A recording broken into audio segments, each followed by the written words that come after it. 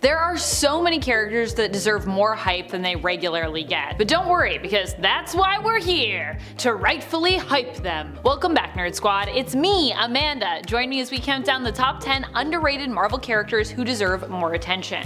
Which character are you hoping makes our cut? Number 10, Ultimate Red Skull. Ultimate Red Skull is not a hero, but hey, guess what? This isn't a superhero list, it's a character list. So it's still super appropriate for me to be including him here. Why do we love him? Because he is a complex villain with an insane backstory and origin. Ultimate Red Skull is called such because he hails from the ultimate reality of Earth 1610, with its own comic line that literally saved Marvel back in the early 2000s, breathing new and fresh lifeblood into the company by getting people excited to read comics again. Many characters as such were changed, as this line was basically free from the normal bogged down 616 continuity, which for some was actually intimidating to dip into because of years and years of previous continuity. I know myself, when I started reading comics, I was also intimidated. Ultimate Red Skull is one of these characters that was completely revamped. In this version of the tale, he is actually Steve Rogers' son, being the son of both Captain America and his fiancée at the time, Gail Richards. After Steven went MIA while on a mission, becoming frozen in the ice, Gail was convinced to give up their baby to the American government,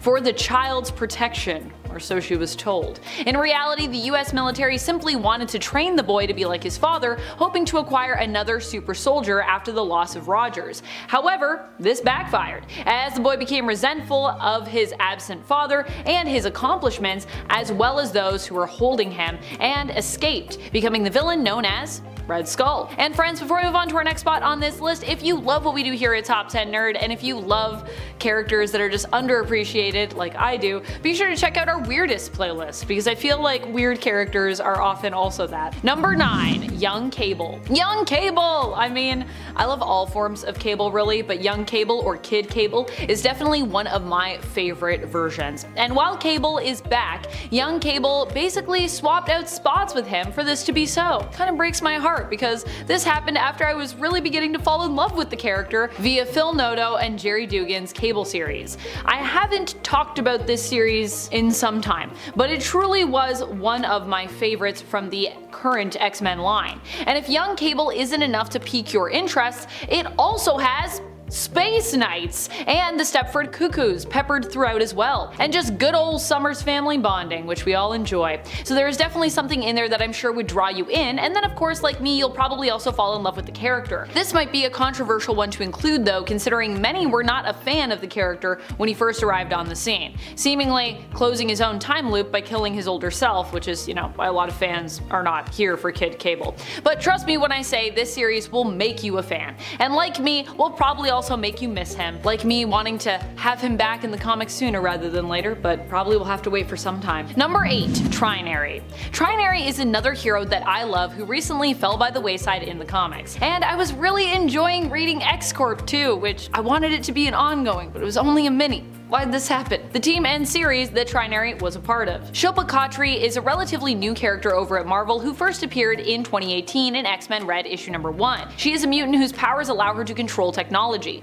Although, to hear Trinary explain it, it's less her bending tech to her will and more like her having a conversation with technology and making requests which are happily carried out. In other words, it seems like her technopathy abilities are more like Cypher's when it comes to technology. She can communicate with the tech, and generally they want to help Trinary because they like her. Shilpa initially gained the attention of the X-Men as a mutant when she used her powers to balance some of the wealth in India, taking from 25 of the highest earning CEOs' bank accounts to basically give funds to every single working woman in the country, which I also personally am like, balancing it out, balancing out the money. Number 7, Moon Girl. Moon Girl is ranking a little lower on this list because although I love Luna, and I do think that she deserves more time in the spotlight, having recently been declared officially by Marvel as one of their all-time smartest superheroes, she also did just get a new series, and she even got a show on Disney Plus along with her pal Devil Dinosaur. Luna Lafayette is just an inspiring character, and that's why I still think she deserves a place on our list and deserves even more time in the spotlight. Although she is finally coming back into the spotlight now, there was a long time when she was very much out of it. I'm excited though to see her coming back into the mainstream and to get so much attention, and I want to in part thank Marvel Snap possibly for some of what's happening with her now, who also really did her and Devil Dino justice with the cards that they made for both of them in the game. I think both Moon Girl series could even be attracting new readers and viewers thanks to her card in the game, which pairs insanely well with Devil Dinosaur when used correctly. Like, the two of them together in Marvel Snap are really a pretty OP duo. Number 6. Talisman. Talisman is an amazing character, and one, like many Alpha Flight members, that we simply do not get enough of in the comics. She is the daughter of Shaman, Dr. Michael II Youngman, and like many daughters who have come before her and after her in the comics, I feel she has been a little bit snubbed somewhat throughout her history. Like her father, Elizabeth is also a pretty rad character with multiple layers. She has a strained relationship with her father and the death of her mother, which happened when she was young. Both Elizabeth and Michael suffered as a result of her loss, with Elizabeth blaming her father and her father, Michael, also pretty much blaming himself. Despite their strained relationship, however, Elizabeth would eventually reach out to her father, and the mysticism that stretched back through their family history would also be shown to influence her, with her being revealed as the powerful figure Talisman, with her getting much of her power from the coronet, or talisman if you prefer, of power. Number 5. Ultimate Modi. When it comes to the ultimate reality, there are so many amazing characters that deserve more time in the spotlight. One of them is the son of Thor and Hela. Now, before you freak out, a friendly reminder that in the comics, Hela is not Thor's sister, but is his niece. And before you freak out from that revelation, a friendly reminder that in the Ultimate Comics line, Hela's origins are simply that she is basically death personified. So, no direct relation to Thor that we know of, although there is something pretty creepy to be said about their relationship, other than the fact that Thor was manipulated into sleeping with Hela in exchange for basically helping his love Valkyrie. She's had her eyes on him ever since he was really young, which is disturbing.